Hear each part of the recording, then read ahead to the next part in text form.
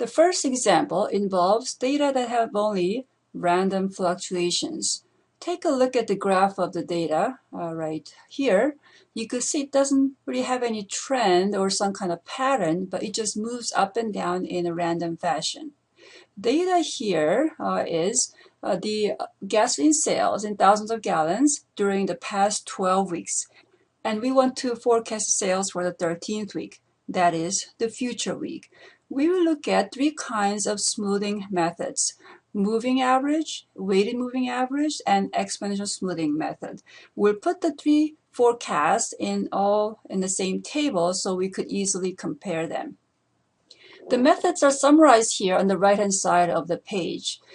So we will let f sub t, that is f with a subscript t, refer to the forecasting period t, and y sub t will refer to the actual data in period t.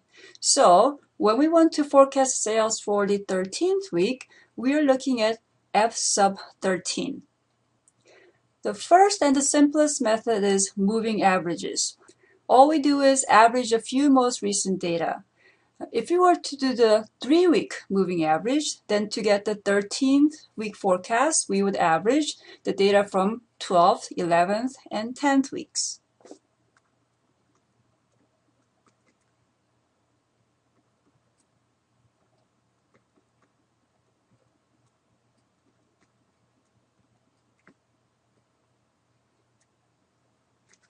Like this.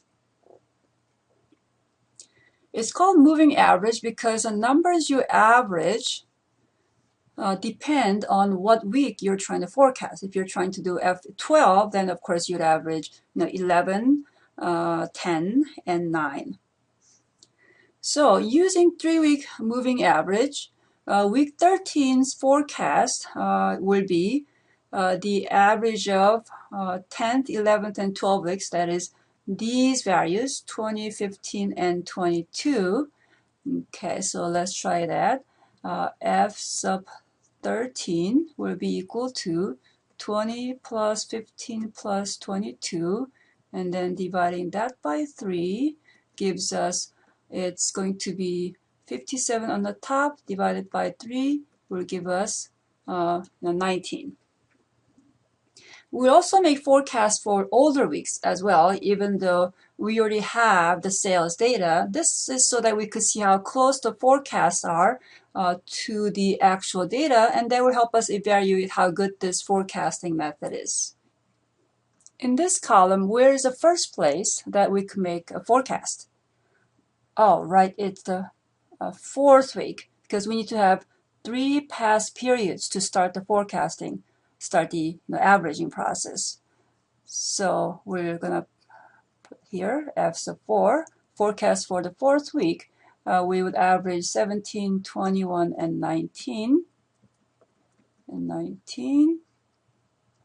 And that gives us 57 on the top, divided by 3. That will give us 19. And then F5 will be, then we're doing 21, 19, and 23. And then dividing that by 3, that will give us 63 on the top, divided by 3, giving us 21, and so forth. So this is what we would do if you were doing it manually. To do this in Excel, we just have to use the average formula. Now what we'll do is we'll go to the next sheet, and here we can see we have the result of all the calculations. What we'll do is make a copy of this sheet where we could redo all these calculations.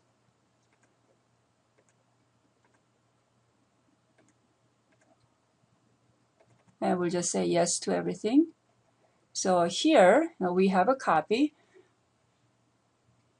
Now I'm going to delete everything and hope we'll be able to reproduce all these things we just deleted. So we will start in the 4th week and then just enter the average formula, okay, like this, and then just copy it down to the 13th week, like here. And what I could do is I could choose to copy to fill without the formatting. That way it'll retain my table, the border for my table. So you could see you get the same answer as before. Now let's go back to the other sheet, and let's talk about the next method, a weighted moving average. Weighted moving averages. Now, people came up with the weighted moving average because they thought that moving average was a little bit too simple. Here, what we do is assign weights to the different values before we average them.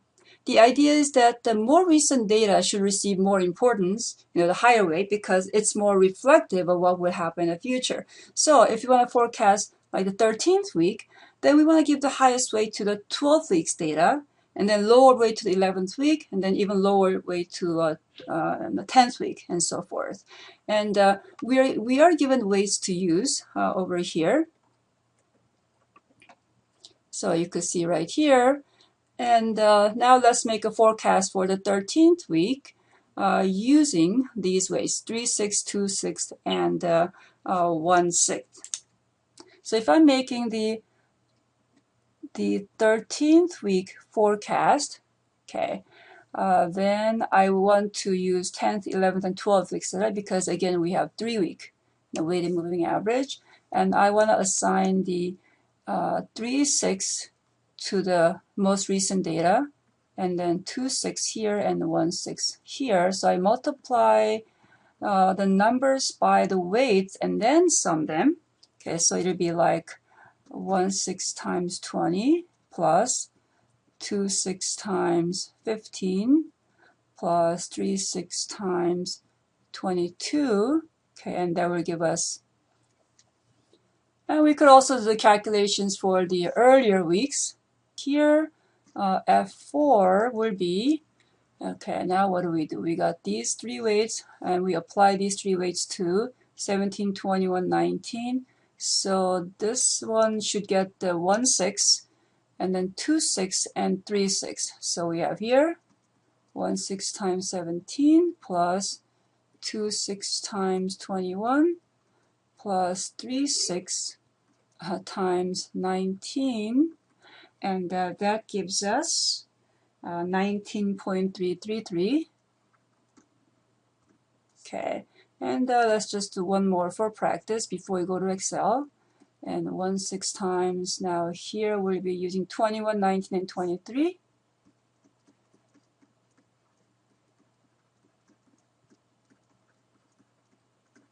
And that will give us 21.333. And we'll proceed in a similar fashion if we wanted to fill out the entire column. Now let's go and use the Excel formula for this. So what we'll do is, here we are going to enter the weights, the smallest first, and then we'll use these in our formula. So here, remember, we want to multiply, like to get the forecast here, multiply these values by the respective weights, and then add the results. Okay. To do this, it's convenient to use a sum product formula.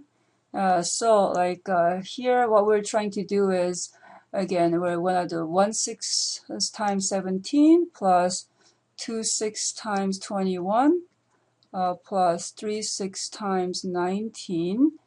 And what we do is, we could say we want to take the sum product of these guys and then these other guys. So we have 2 sets of numbers. And the sum product function will take the first number from each set and then multiply them together. And then second number from each set, multiply them together, and so forth. And then it'll add all the resulting products. So let's use the sum product function here. So we say sum product, okay.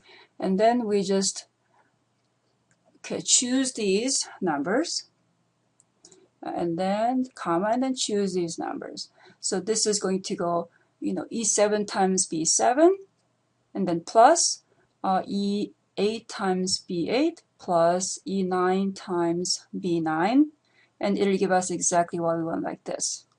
Okay, so it's something like this, 19.333. Okay, another thing I need to mention is before I copy this down, I have to consider that, oh, that's right, the reference to these cells will move, one row down each time. So I will need to establish an absolute reference to these cells. So what we usually want to do is, as we enter the formula, we try to remember that after we refer to the cells here, at that point I could put in the dollar signs by the hitting the function key F4, and then comma, and then these cells.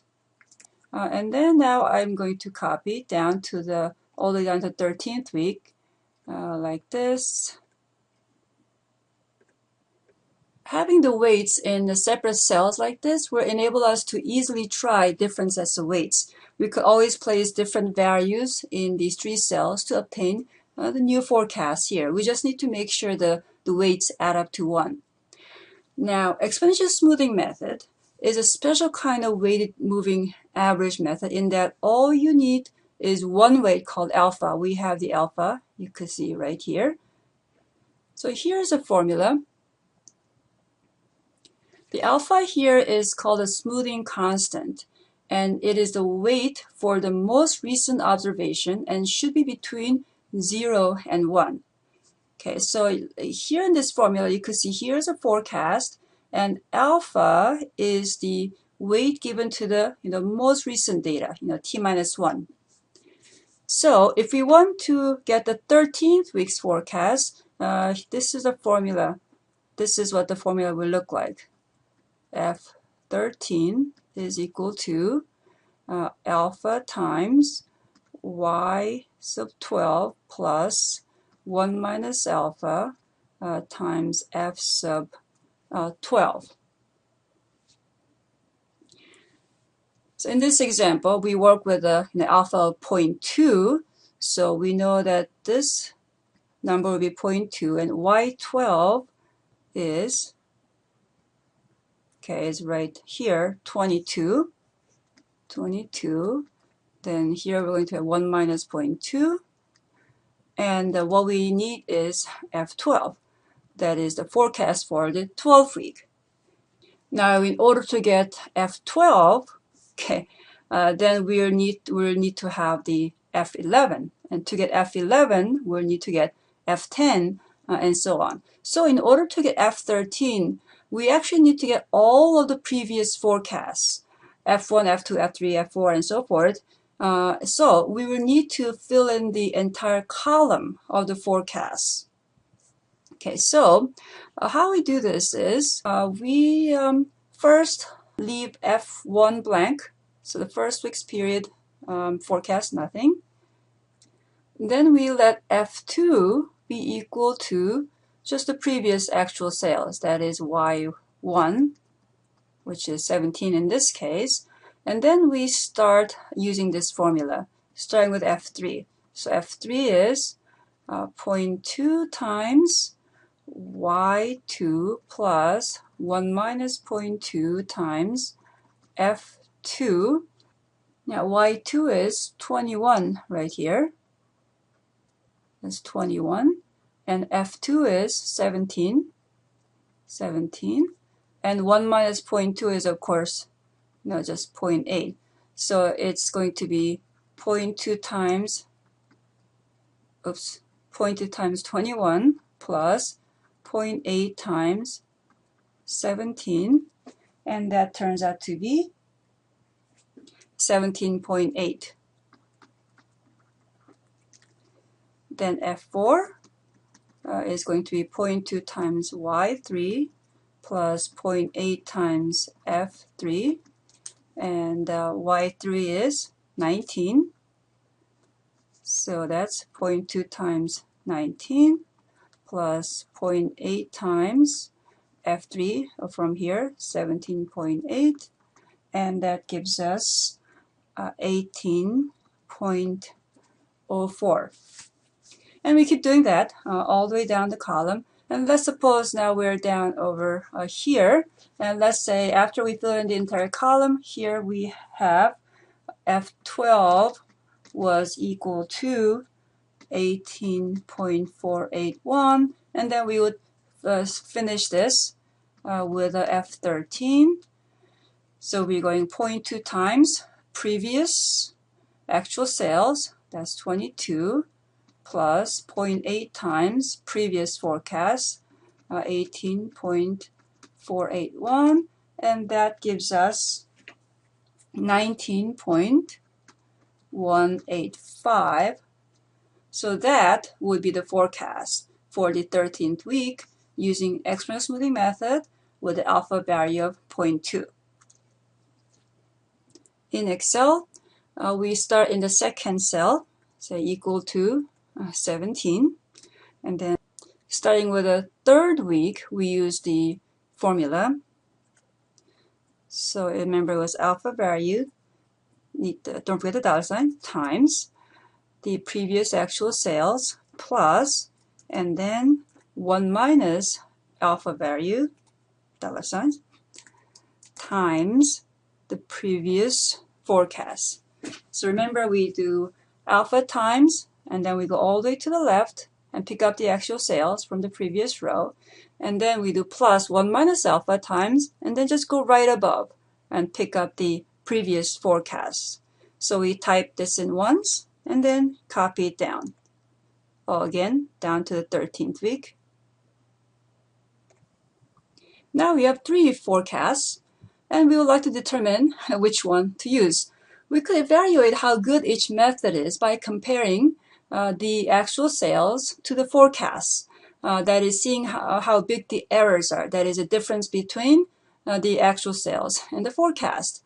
For moving average, for instance, the errors are going to be, you go 23 minus 19 here, so that's a 4, and then 18 minus 21 will be negative 3, 16 minus 20 is negative 4, and so forth. And I could just take the shortcut like this for illustration. So let's say we have the errors. Okay, so we're going to have a bunch of numbers for the errors for each forecasting method. Now, in order to compare the 3 methods, we need to come up with a single measure of error for each method. So what if we average the errors and then find the average error for each method and compare those? The problem is, because we have positive values and negative values, if we sum these errors, we might get a 0. Positives and negatives might cancel each other out. And of course, dividing the 0 by anything, of course, gives 0. So that doesn't really give you information. Then maybe we should get rid of the negative signs. That is, take the absolute values. Just turn the negative values into positive values and then average them. And that's called finding the mean absolute deviation. Now, but the way we're going to do this, we're going to square the errors before averaging. That is, we'll find a mean squared error, or MSE for short. We'll just use the Excel formula for that. So we're going to say 23 minus 19 in the parentheses, and then the square, and raise it to the second power, and then copy it down. Now, where should we stop? This is the last place because, of course, 13th week is the future. And so we're going to stop right here. So we have the squared errors. Okay, and then now we find the average of those, giving us 10.222. And we do the same thing for the other methods as well. The 3-week weighted moving average, again, we start here.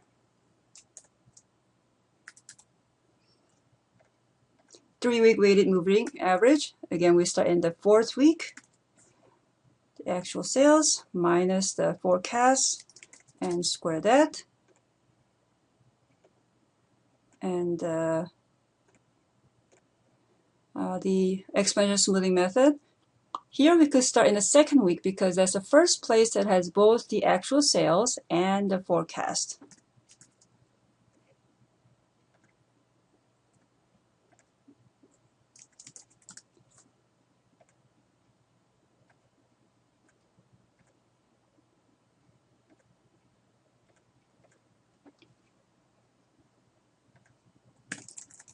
and finishing the rest of the averaging.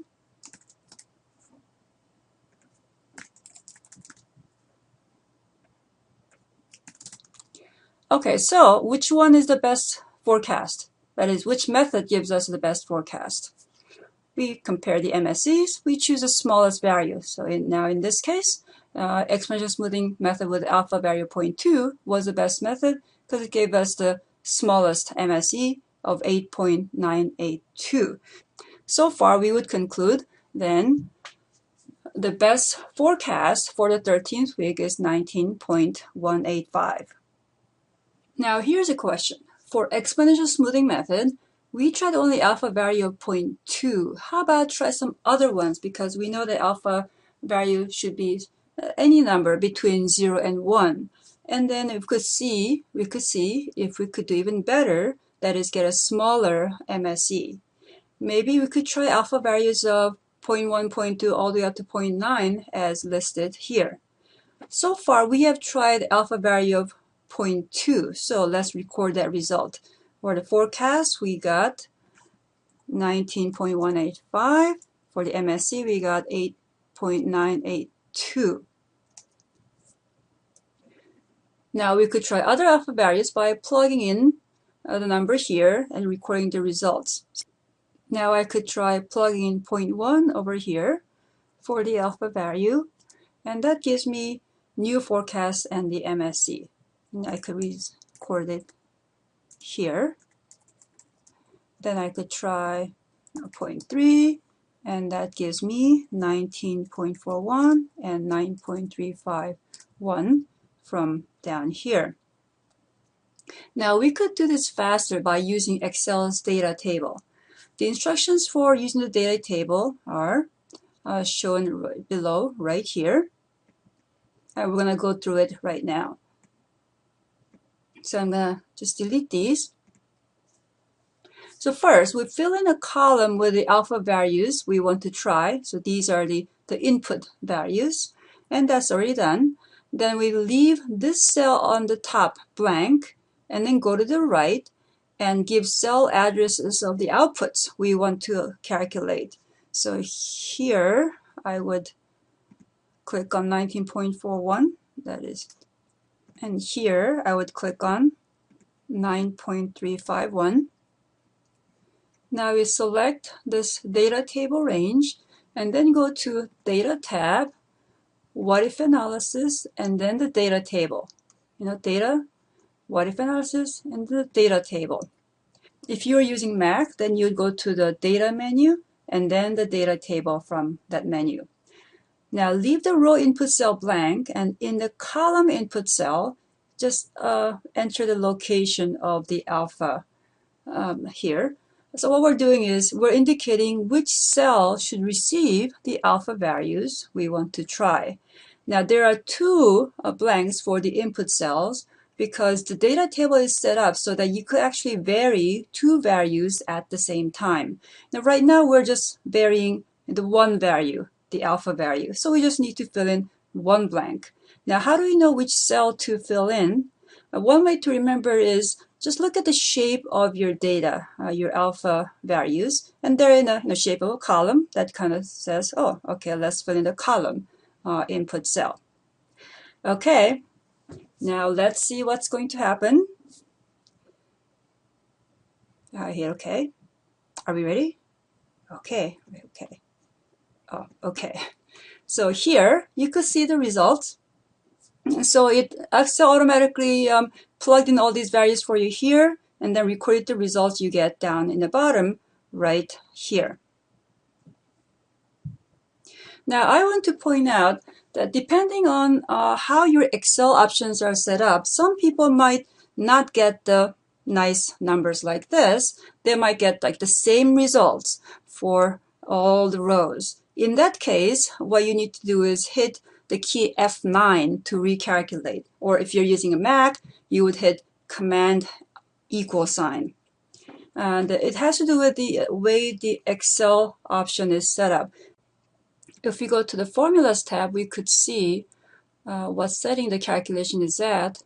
Here you could see my setting is at automatic. Now, if your setting was at automatic except for data tables, then you would get the same numbers down the rows, in which case you'd have to hit recalculate. Now, let's take a look at the result of the data table. Here, now, which alpha is the best? We would compare the MSEs. So this is what we're looking at.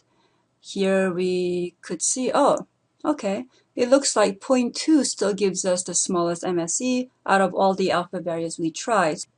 Then we will stick with the alpha value of 0.2, that is 0.2, and use the forecast value of 19.185 as our answer.